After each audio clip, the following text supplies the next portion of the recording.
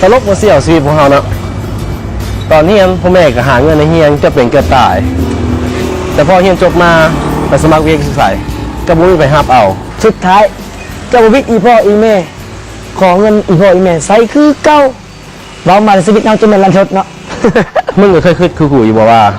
ตอนเฮียนน่ะถ้าเฮียนดีเฮียนเก่งจบมาสิมีเวียกที่มั่นคงมีเงินซื้อรถซื้อเฮือนอยากกินอย่างแซ่บๆก็ซื้อกินแต่ในความเป็นจริงกูว่ามีแต่1 ใน 100ล่ะแบบนั้นน่ะกระปานตัวโบยุคนี้สมัยนี้ยุคของเส้นสายแม่ผู้ใดมีเส้นผู้นั้นได้คันบ่มีเส้นคือเฮานี่โอกาสที่จะได้อ่ะมันก็ยาก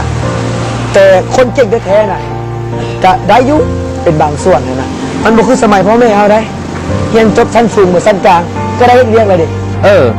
อันกูกับบูฮู้ว่าหมู่ที่เฮียนรุ่นเดียวกันกับเฮานะเดี๋ยวนี้จะเข้าเป็นอะไรล่ะเมื่อก่อนน่ะเว้นบักปุ้ยน่ะเดี๋ยวนี้แหละมันทั้งมีดีงามเลยใส่กกใส่คำมันมีเงินได้แต่ว่าผมว่ามันเก็บอย่างมาเลยโอ้ยบางที่ครอบครัวมันอาจจะรวยหรือบ่ซังมันก็ลิ้นเส้นลิ้นสายตัวเพียนสมบัติตอนเฮียนบักปุ้ยมันปึ๊กคือสิตายดิเวลาเสียงมันบ่กล้าเจียน้อยมันก็กล้ามู่แล้วมันสิได้เวียเฮ็ดจังได๋ถ้ามันบ่ลิ้นเส้นนะโอ้ยบอกว่านะเรื่องของคนอื่นเอาเรื่องของพวกเรานี่นะว่าจ้างมือใดสิได้เยอะประจำขึ้นมือคู่เลยอยากมีโต๊ะประจำตำแหน่งอยู่ห้องเย็นๆใส่สูทเท่ๆมีเงินเดือนที่มันคงสินะแต่มันจะคือสิเป็นห้องฝันเลยแหละฉันเอา2 คนลองนอนรับตาบอกบางทีตื่นขึ้นมาแล้วฝันทั้งสิเป็นจริงชื่อเขาจี้แน่เอาคนเนี่ยบุคคลน้อยนี่ธรรมดาอ้าวเสี่ยวอุ้ยโอ้ใครเขาจี้ดีโดนแล้วป่ะเสี่ยวใครระยะหนึ่งอะเดี๋ยวเฮ้ยมาโตไปทีไรมาทีไรดิเดี๋ยวนี้รู้สึกว่าราศีจับเนาะมีดีงามเว้ยดูดีมีเสน่ห์อีกธรรมดาเสี่ยวหากะเฮ็ดเวียกแล้วนี่จะได้ก็จะได้ไปเวียกอีกนี่ฮอดโมงแล้วนี่นะก้อนหนึ่งเสี่ยวเว้ยกูถามเลยกูถามมึงแท้ๆเด้อได้เด้ออันให้ได้มึงคือมีเวียกเฮ็ดทั้งที่ตอนเฮียนมึงกับบ่ได้ตั้งใจเฮียนเลยสมัยเราเฮียนหั่นนอกจากเฮียนเขาก็ยังเฮ็ดเวียกเสริมเชียวเพราะว่าความคิดของเฮานี่การเฮียนอยู่ในห้องเฮียนจะเฮ็ดให้เฮานี่มีความรู้แต่ว่าการเฮียนอยู่นอกห้องเฮียน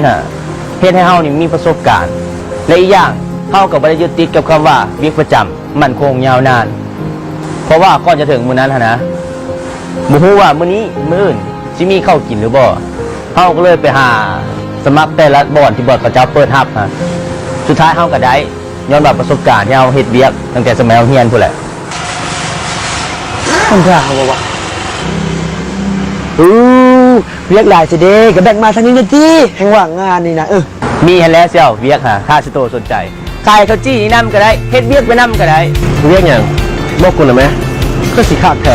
เป็นตาสนใจเว้ยไปนี่เลยเฟรด Forex กับ FBS FBS เป็นโบรกเกอร์ให้บริการเทรด Forex ที่ติดอันดับโลกปัจจุบัน FBS ได้ขยายสาขามาที่ลาวเฮาพิเศษคือเพิ่นจะมีการฝึกอบรมฟรีและบ่มีการระดมทุนใดๆ FBS มีคอร์สคอยฝึกอบรมให้และติดตามการเทรดของนักเรียนจนกว่าจะสามารถบริหารความเสี่ยงจนชำนาญและสร้างกำไรได้สม่ำเสมอด้วยตนเองสามารถเป็นอาชีพเสริมและก็เป็นอาชีพหลักได้ FBS